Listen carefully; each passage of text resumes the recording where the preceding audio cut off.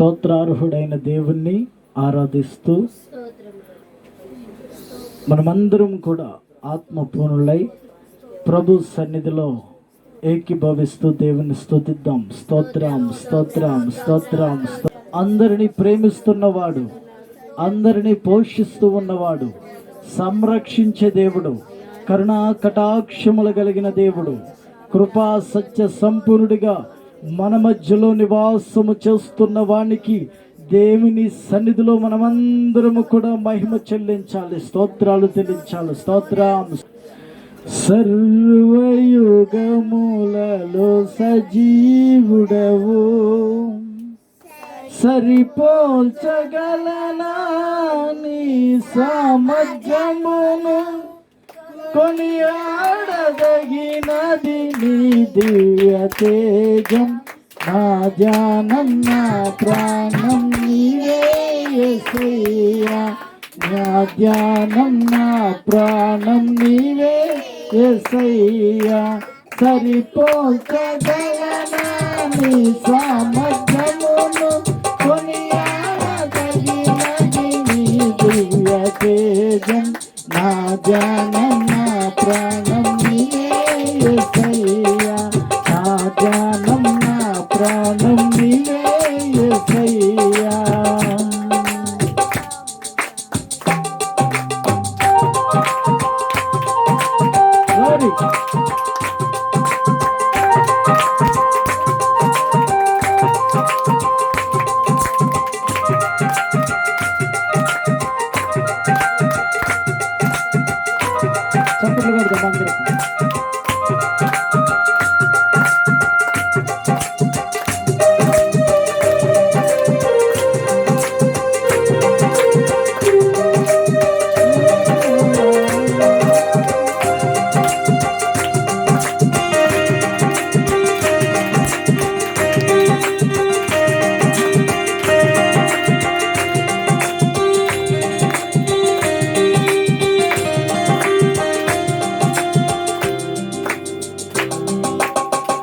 ప్రేమతో ప్రాణమును అర్పించినావు, శ్రమల సంఖ్యలైన శత్రువును కరుణించువాడవు నీవే. ప్రేమతో ప్రాణమును అర్పించినావు, శ్రమల సంఖ్యలైన శత్రువును కరుణించువాడవు నీవే.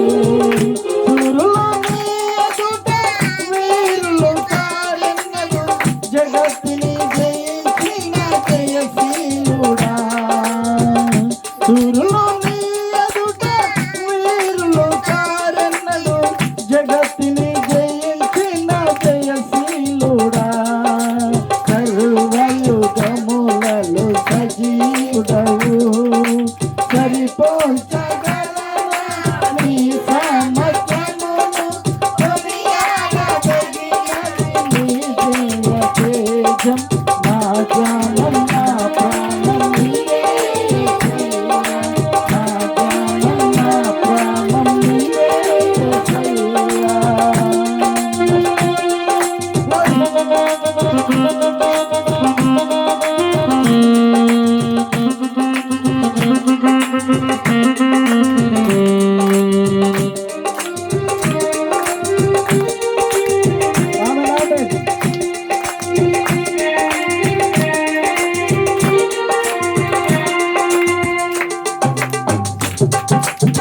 స్తుతులతో దుర్గములు స్థాపించువాడవు, శృంగధ్వనులతో సంగము నడిపించువాడవు నీవే. స్తుతులతో దుర్గములు స్థాపించువాడవు, శృంగధ్వనులతో సంగము నడిపించువాడవు నీవే. నీ మరణము గెలచిన బహుధీరుడా, నీ యందు ధైర్యమునే పొందుకొనెదను. మరణము గెలచిన బహుధీరుడా, సర్వయుగములలో సజీవుడవు, సరిపోల్చగలనా నీ సామర్థ్యమును,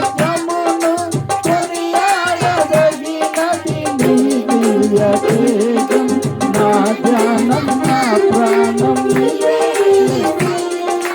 నా ధ్యానం నా ప్రాణం నీవే మరి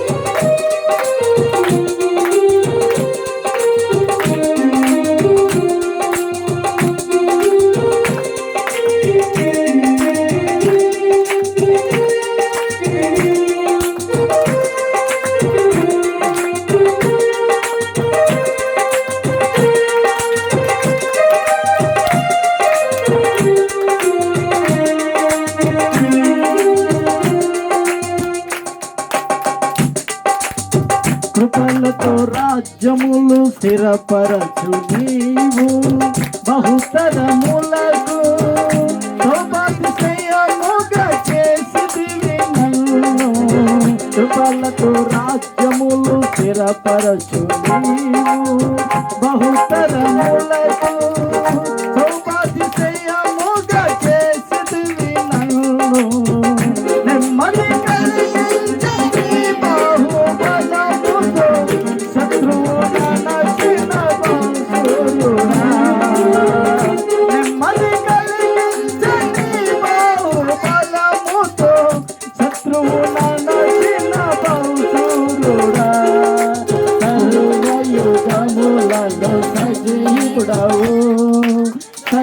సరిపోల్చగలనా నీ సామర్థ్యమును కొనియాడదగినది నీ దివ్య తేజం నా ధ్యానం నా ప్రాణం నీవే యేసయ్యా నా ధ్యానం నా ప్రాణం నీవే యేసయ్యా సరిపోల్చగలనా నీ సామర్థ్యమును కొనియాడదగినది నీ దివ్య తేజం నా ధ్యానం నా ప్రాణం నీవే యేసయ్యా నా ధ్యానం నా ప్రాణం నీవే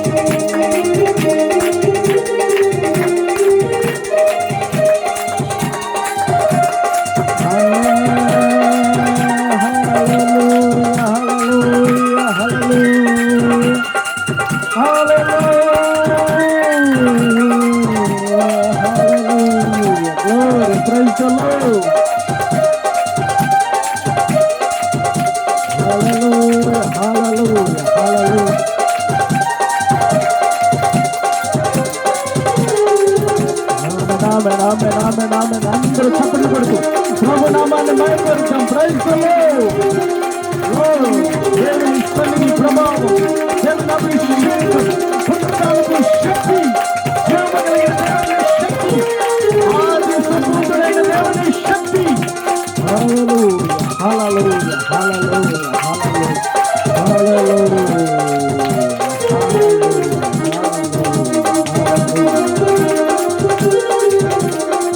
Thank you, Jesus. Thank you, Jesus. Thank you, Jesus. Thank you, Jesus. Hallelujah. Hallelujah. Hallelujah. జీవాధిపతి అయిన దేవుడు, ఆది సంపూతుడు, సర్వము చేయగలిగిన వాడు, నిత్యాశ్రయదుర్గమైన దేవుడు మన మధ్యలో సంచారము చేస్తూ ఉన్నాడు.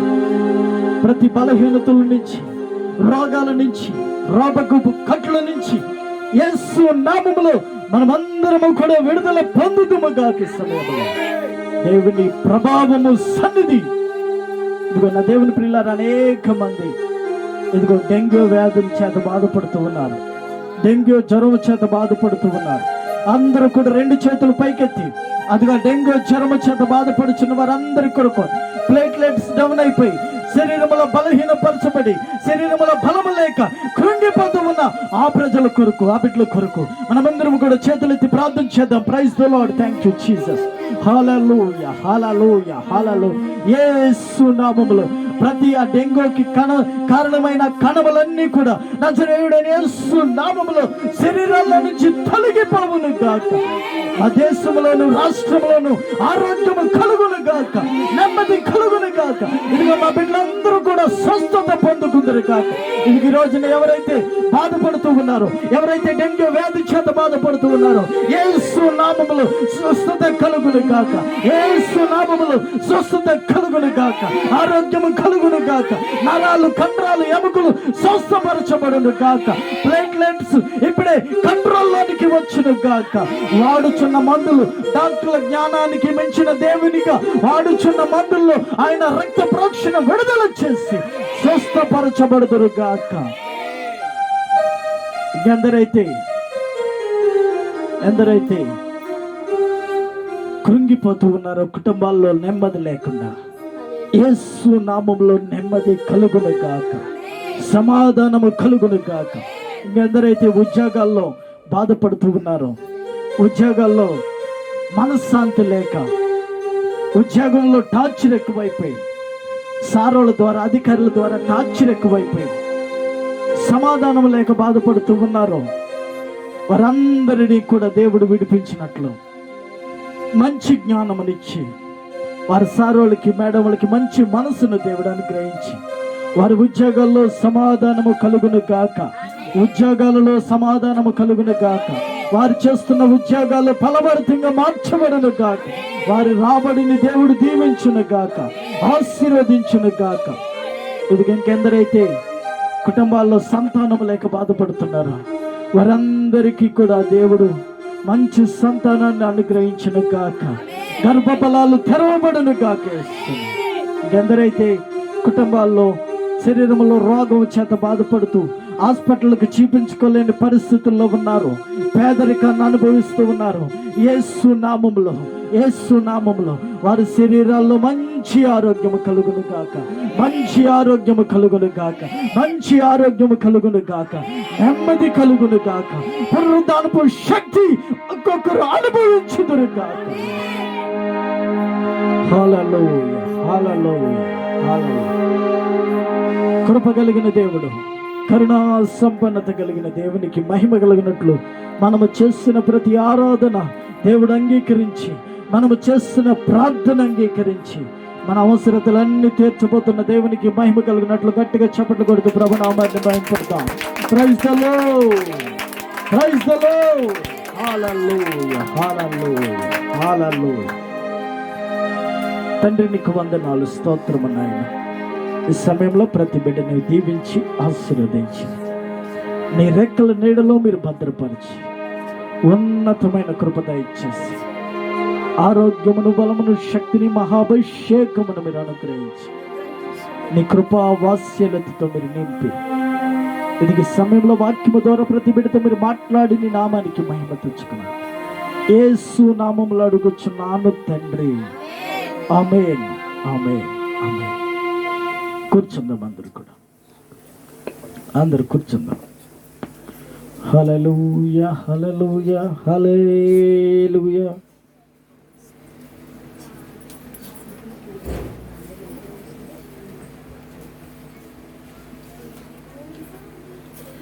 నూట 1వ కీర్తన వాక్యంలోనికి వెళదాం. 101వ కీర్తన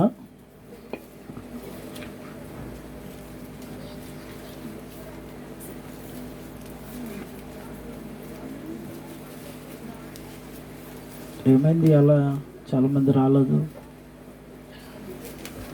అయ్యగారు తప్పకుండా బల్లన్న ఆదివారం వస్తాం అయ్యగారు అంటారు.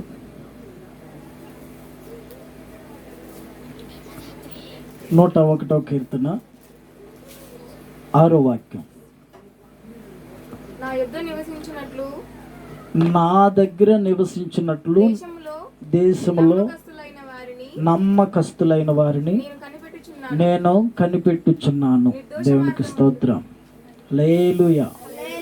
నా దగ్గర నివసించడానికి అంటే దేవుడు చెబుతున్న మాట, నా యొద్ద నివసించినట్లు దేశములో ఉన్న నమ్మకస్తులైన వారు ఎవరైనా దొరుకుతారోమని కనిపెడుతూ ఉన్నాడంటే దేవుడు. దేవునికి స్తోత్రం. కనిపెట్టడం అంటే అర్థం ఏంటో తెలుసా? కనిపెట్టడం అంటే అర్థం ఏంటి? చూస్తూ ఉండడం, చూస్తూ ఉండడం. మీరు కానీ దానికి ఛార్జింగ్ పెడితే మీకు టైం చూపిస్తూ ఉంటుంది. అది అక్కడున్న ట్యాబ్కి ఛార్జింగ్ పెడితే టైం చూపిస్తూ ఉంటుంది. ఓపుకున్న వాళ్ళు ఎవరైనా ముసలోళ్ళు ఉంటే లేచి దానికి పెట్టండి. ఆ వైర్ దానికి పెట్టండి. 1:25 అయింది. కరెక్ట్గా 2 గంటలకల్లా ఆరాధన ముగించుకుందాం. దేవునికి స్తోత్రం, హల్లెలూయా. జాగ్రత్తగా దేవుని వాక్యాన్ని వినండి, కనిపెట్టండి, కనిపెట్టండి. ప్రభు ఇవాళ నాతో మాట్లాడాలి, నా బ్రతుకు ప్రభువుకు తెలుసు కదా అనుకున్న వాళ్ళందరూ హల్లెలూయా చెప్పండి. దేవునికి స్తోత్రం. నాతో మాట్లాడాలి అనుకున్న వాళ్ళందరూ కనిపెట్టండి, కనిపెట్టండి. కనిపెట్టడం అంటే ఏంటి? టీవీ అక్కడ పెట్టి దాంట్లో సినిమా వస్తుంటే తల కింద కొంచుకుని కూర్చుంటామా? అదేనా? తల కింద కొంచుకుని కూర్చుంటామా? ఏం చేస్తాం? ఆ టీవీ చూస్తూనే ఉంటాం. ఒకవేళ ఆ ప్రక్కనో ఈ ప్రక్కన ఎవరైనా మాట్లాడితే ఆ డైలాగ్ మిస్ అయిపోయి ఆడు తర్వాత మాట్లాడే మాటకి ముందు మాట్లాడిన మాటలకి సింక్ అవ్వక ఏం చేస్తాం? మన స్వాధీనంలో ఉంటేనేమో మనం పెట్టుకున్నది అయితే రివర్స్ చేసి బ్యాక్ ఫార్వర్డ్ రివైండ్ చేసి చూస్తుంటాం. మరి నేను ఇప్పుడు రివైండ్ చేసి చెప్పాను అనుకో, మీరు ఇంట్లో దాన్ని ఏమవుతుంది? అయితే సాయంత్రం అవుతుంది, లేదంటే మీరందరూ ఏం తిట్టుకుంటారు తెలుసా? చెప్పింది ఏ చెప్తున్నారు, పాస్టర్ గారికి వాక్యం రాదు అనుకుంటారు. దేవునికి స్తోత్రం, హల్లెలూయా. కనుక మీరు ఏం చేయాలంటే జాగ్రత్తగా కనిపెట్టాలి, జాగ్రత్తగా వినాలి. దేవుని వాక్యం అంటుంది, నా యొద్ద నివసించడానికి దేశంలో నుంచి నమ్మకస్తులైన వారిని నేను ఎదుగుచూ ఉన్నాను. కనిపెట్టడం అంటే ఎదుగుచూ ఉన్నాను. కనిపెట్టడం అంటే ఇంకో మాట ఏంటంటే, తల్లి అంటది తల్లి అంటది, అయ్యా వాడికి వేలు తగలబెట్టి ఫీజు కడుతున్నాను, వేలు ఫీజులు కడుతున్నాను, ఇదిగో వేలు తగలబెట్టి బుక్సులు కొన్నాను వాడికి. ఏ రోజన్నా వాడు బుక్ తీసుకుని చదువుకుంటాడో అని కనిపెడుతున్నాను అయ్యా. ఒక్కరోజు కూడా వాడు బుక్ తీసిన పాపాన్నే పోలేదు. అంటే కనిపెట్టడం, తల్లి కనిపెడుతుంది. వాడు ఎప్పుడన్నా చెప్పకుండా బుక్కులు తీస్తాడేమో, చదువుతాడేమో అని. హల్లెలూయా. కనిపెడుతుందంట తల్లి. చెప్పుకోకుండా పని చేస్తారోమని చూస్తున్నా అది చేయటం లేదు. ఇంకో తల్లిదండ్రులు అంటుంటారు, ఏ రోజన్నా వాడు 8 గంటలలోపు ఇంటికి వస్తాడోమని అనుకుంటున్నాను పాస్టర్ గారు. ఎన్ని గంటలకి? రాత్రి 8 గంటలలోపు ఇంటికి వచ్చి పడుకుంటాడోమో అని అనుకుంటున్నాను పాస్టర్ గారు. పొరపాటును కూడా రాడు. రాత్రి 12 అయితే కానీ ఇంట్లోకి రాడు. పొద్దున్నే 12 అయ్యేదాకా లేకడం, దోస్తుగాళ్ళతో తిరిగి వస్తాడు. ఏ రోజన్నా ముందు వస్తాడోమో అని కనిపెడుతున్నాను పాస్టర్ గారు. అంటే కనిపెట్టడం అంటే ఎదురు చూడడం. దేవునికి స్తోత్రం. ఇక్కడ దేవుని వాక్యం అంటుంది, దేశంలో నమ్మకస్తులైన వారిని కనిపెడుతుందంట. ఇప్పుడు ఎంతమంది నమ్మకంగా ఉన్నారు? నమ్మకం అంటే ఏంటి? నమ్మకం అంటే ఏంటి? ఒక అబ్బాయి డ్యూటీలో జాయిన్ అయ్యాడు.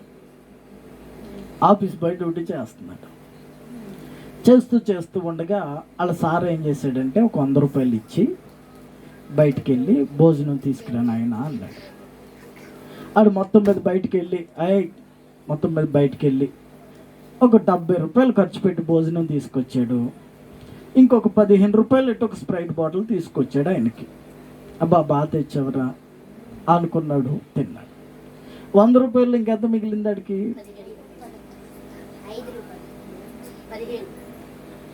70 రూపాయలు భోజనం జరిగిన సంగతి చెప్తున్నా. 15 రూపాయలు స్ప్రైట్, అంతేనా?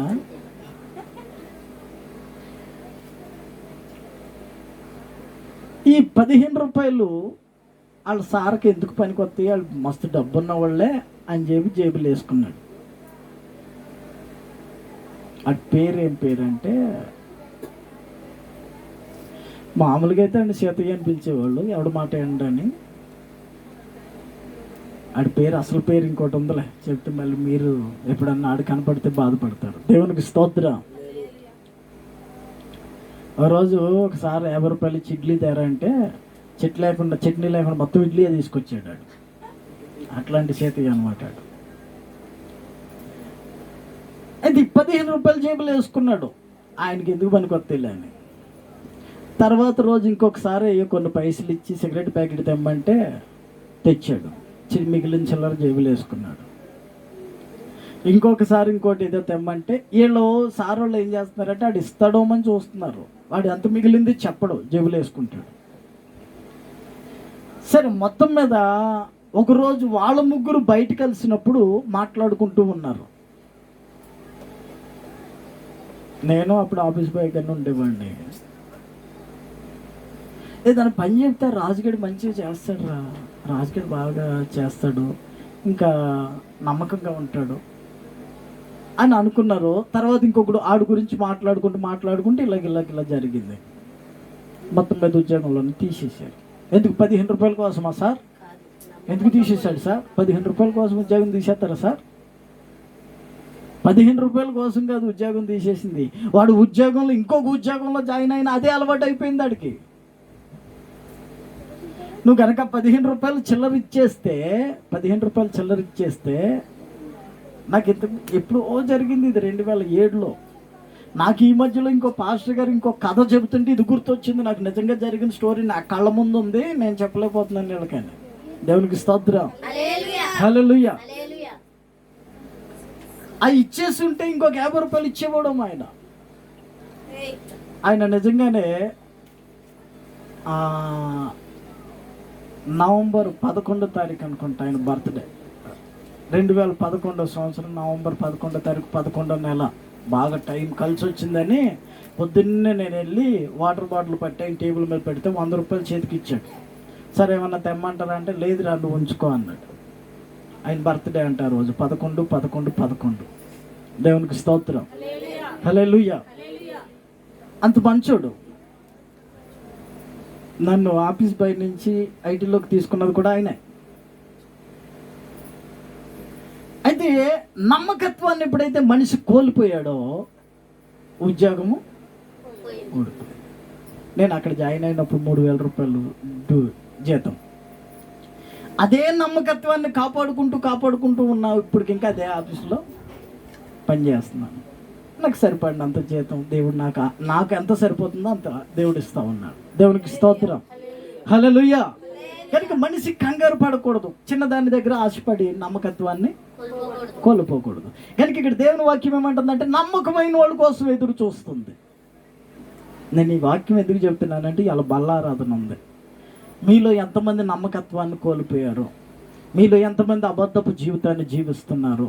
మీలో ఎంత మోసకరమైన జీవితాన్ని ఎంతమంది జీవిస్తున్నారు? అవన్నీ కొంచెం సరి చేసుకుంటారని ఈ వాక్యాన్ని గుర్తు చేస్తా ఉన్నా. దేవునికి స్తోత్రం. హల్లెలూయా.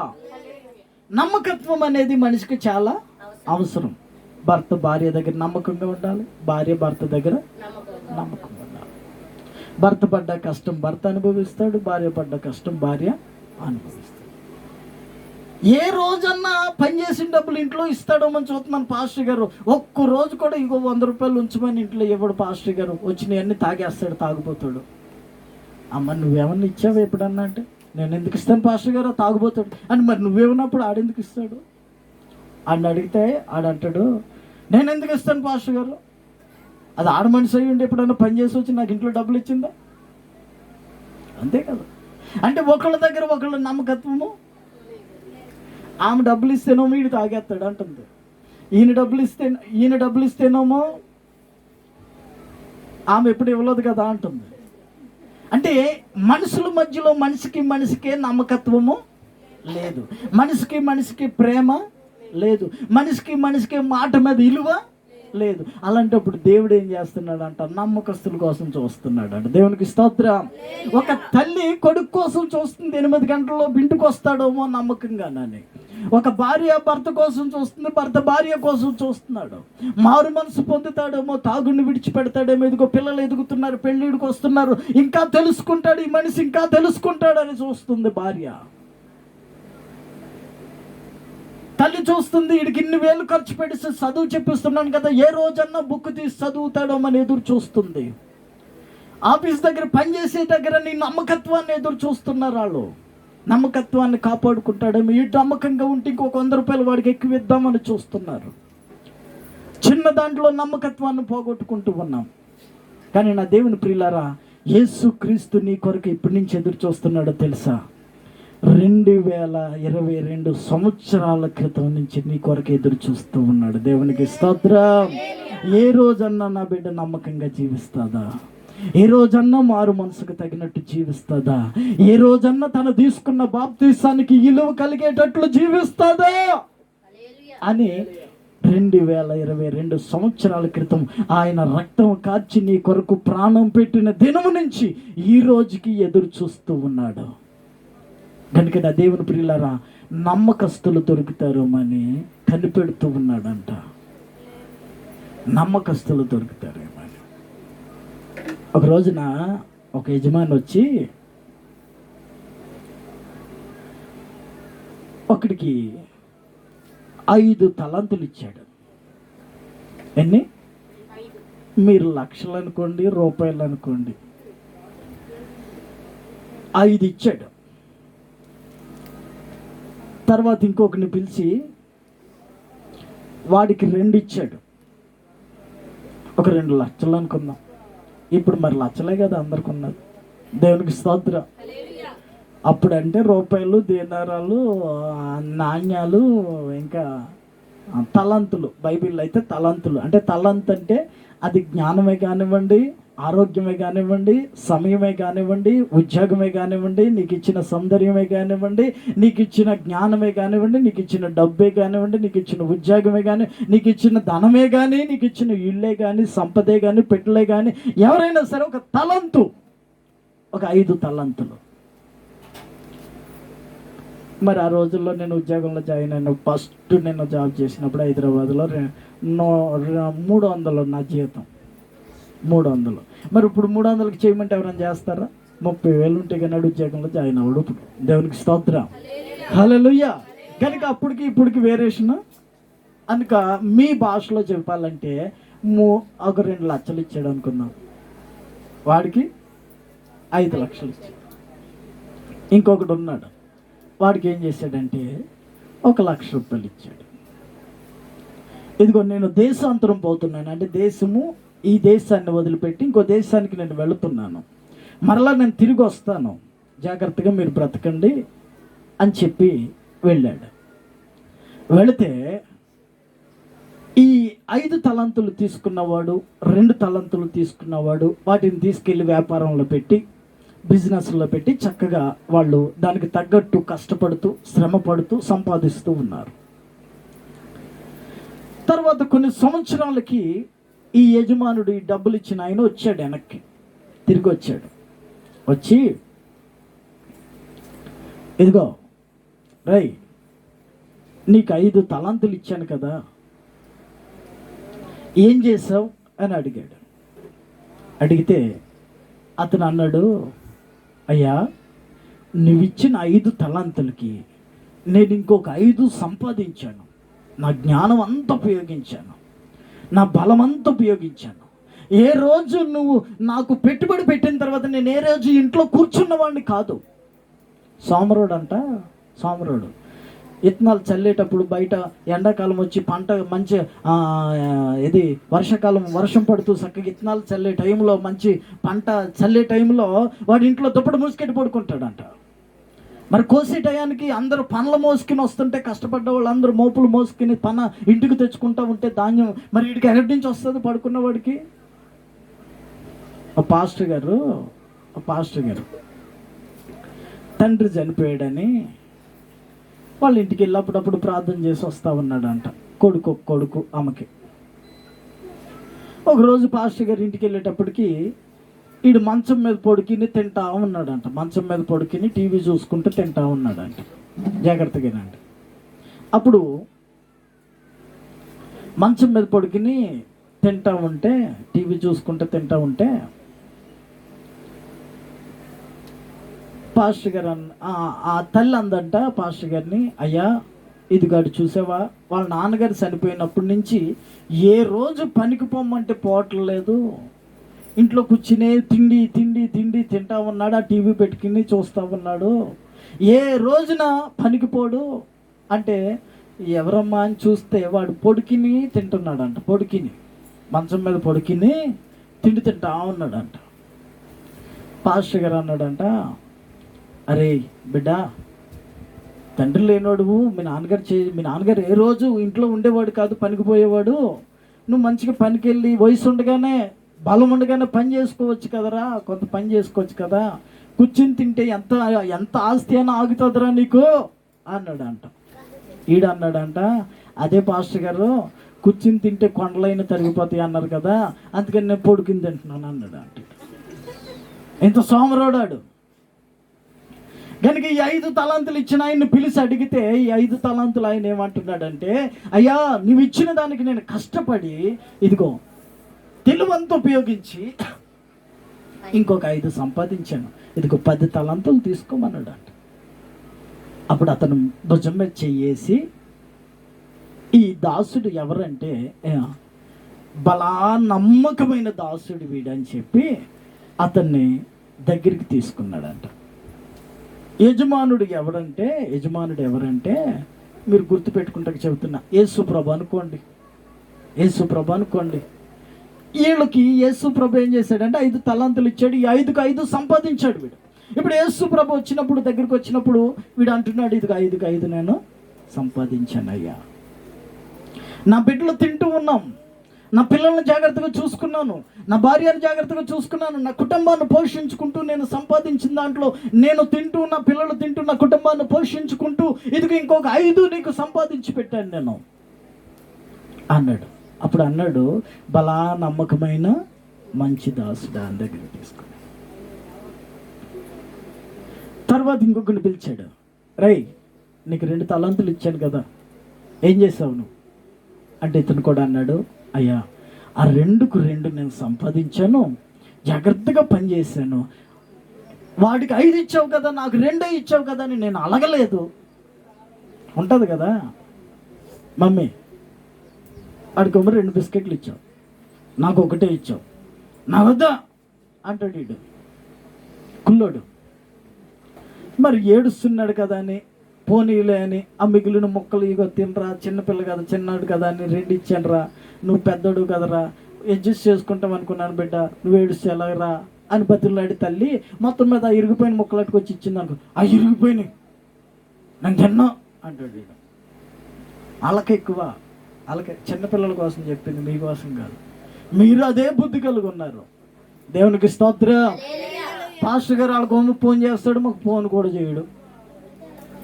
పాస్టర్ గారు వాళ్ళకి ఏదైనా బాగోపోతే ఇంటికి వెళ్తాడు, మా ఇంటికి రాడంటే నువ్వు ఎప్పుడని చెబితే కదా నాకు ఇంటికి రమ్మని. దేవునికి స్తోత్రం. హల్లెలూయా. వాళ్ళకి ఎక్కువ, ఆడికి 5 ఇచ్చావు నాకు 2 ఇచ్చావు అని అనలే. అనుకోకుండా వీడికి ఇచ్చిన దాంట్లో తృప్తిపడి జాగ్రత్తగా పనిచేసి 2కు 2 సంపాదించి పెట్టుకున్నాడు. వచ్చి రావడమే యజమానుడు అడగగానే, అయ్యా ఇదిగో 2కు 2 సంపాదించాను తీసుకో అనగానే అతన్ని కూడా బలా నమ్మకమైన మంచి దాసుడా అని దగ్గరికి తీసుకున్నాడు.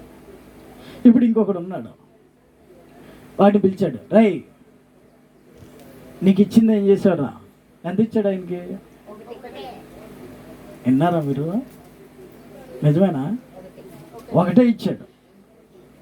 ఓ 1,00,000 అనుకోండి, ఇచ్చాడు.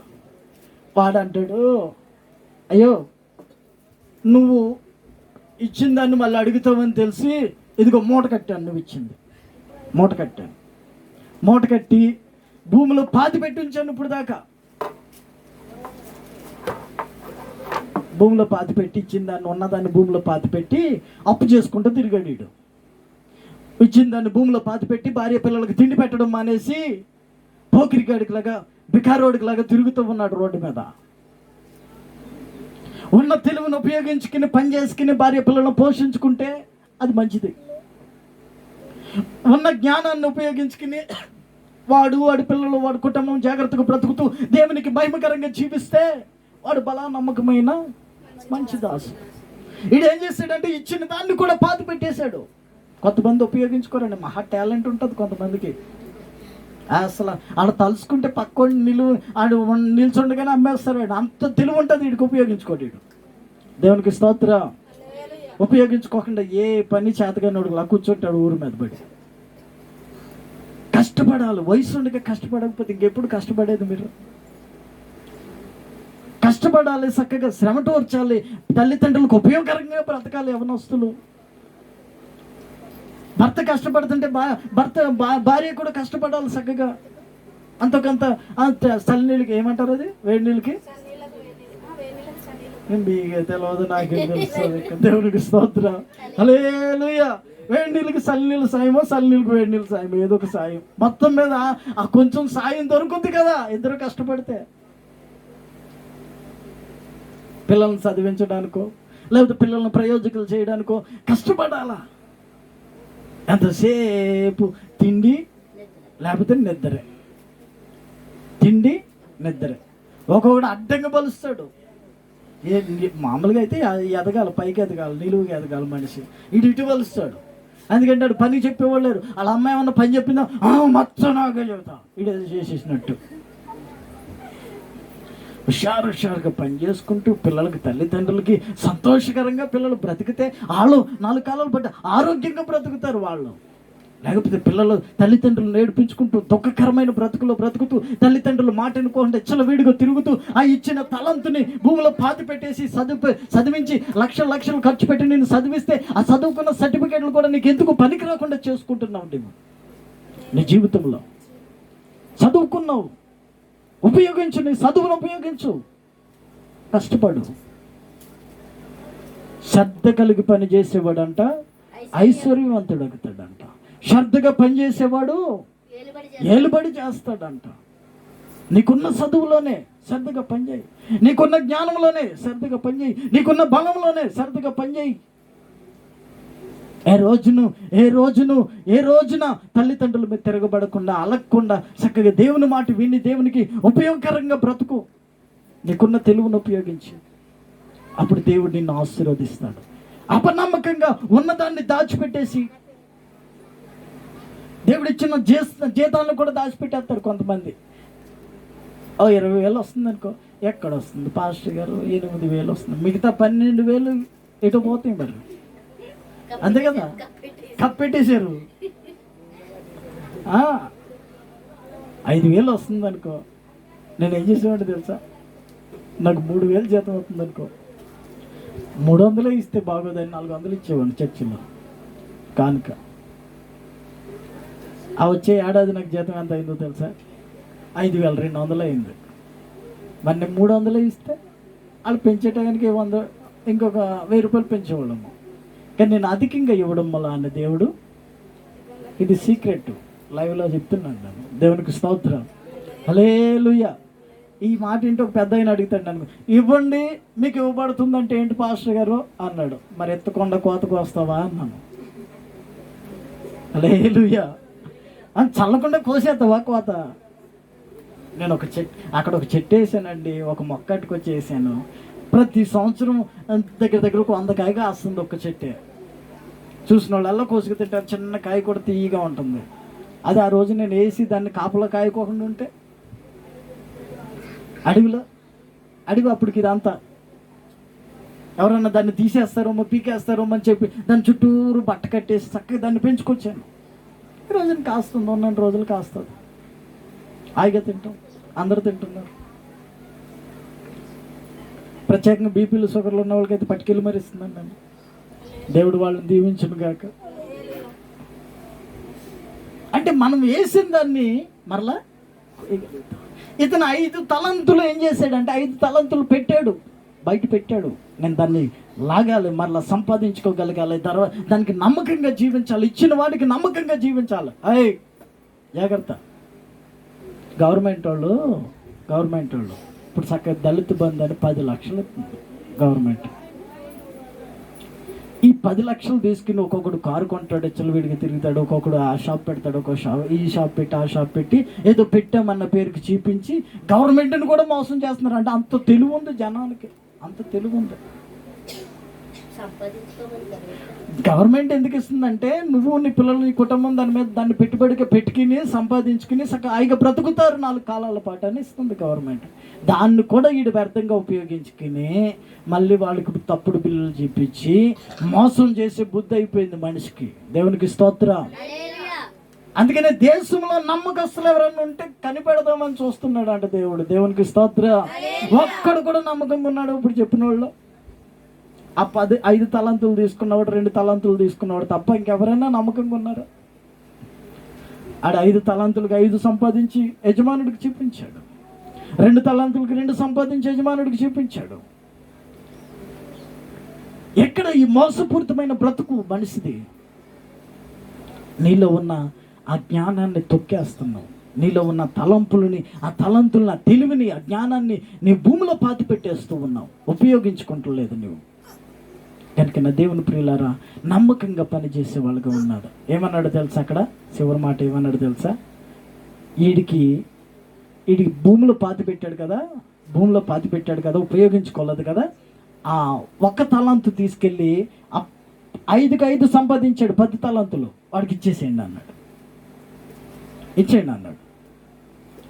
ఆ పక్కనున్న వాళ్ళందరూ అన్నారు, అయ్యా ఆడికి ఆల్రెడీ 10 ఉన్నాయి కదా, ఎందుకు ఇచ్చేది, వీడి దగ్గర అసలు లేవు కదా అన్నాడు.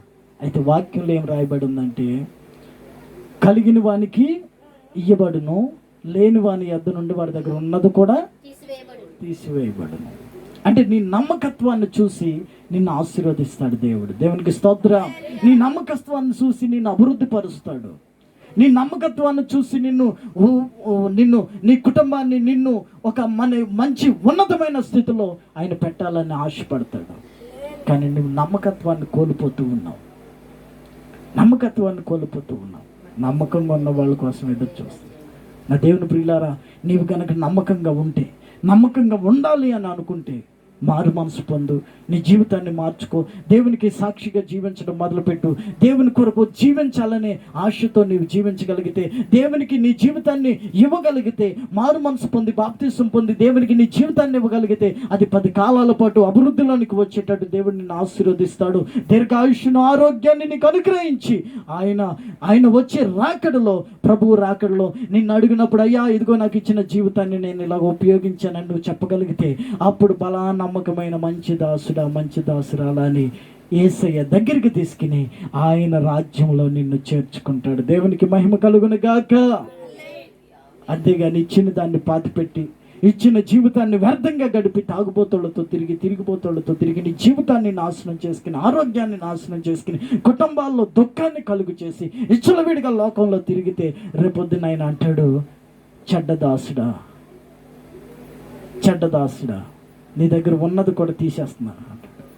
కనుక నా దేవుని ప్రియులారా, నీకు ఇచ్చింది ఏదో సోమరమైన చెడ్డదాసుడు అంట. మహాబలే డిజిగ్నేషన్ ఇచ్చాడు ఆడికి. దేవునికి స్తోత్రం. సోమరోళ్ళని చూస్తుంటాను. సామెతల గ్రంథంలో ఏముందో తెలుసా? సోమరోడు అంట బయట ఏదైనా పని చెప్పామని, కరే రోడ్డు మీదకి ఇలా తీసుకురారా అన్నాం అనుకో, వీడికి వెళ్ళడానికి బద్ధకం వేసి లేక వీడు అంటాడంట, అమ్మో బయట ఈదులో సింహం ఉంది, అది నన్ను తినేస్తుంది అంటాడు. వీడు నేను చెప్పే ప్రతి మాట వాక్యమే.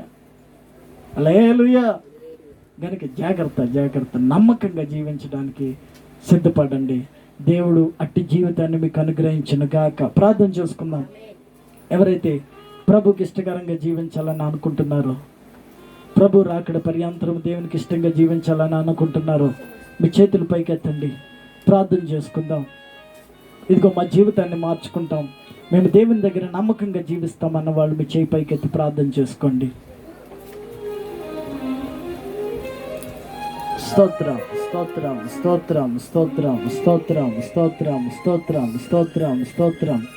దేశంలో నుంచి నమ్మకంగా పనిచేసే వాళ్ళని, నమ్మకస్తులని దేవుడు ఎదుగుతూ ఉన్నాడు. నమ్మకంగా జీవించే వాళ్ళని దేవుడు ఎదుగుతూ ఉన్నాడు. దేశంలో ఉన్న నమ్మకస్తులని దేవుడు ఏర్పాటు చేసుకోవాలని చూస్తూ ఉన్నాడు. దేశంలో నుంచి నమ్మకస్తులని దేవుడు ఏర్పాటు చేసుకుంటాడని దేవుని లేఖనాల్లో రాయబడింది. ఆ నమ్మకస్తుల గుంపులో నీవు ఉండాలనుకుంటున్నావా?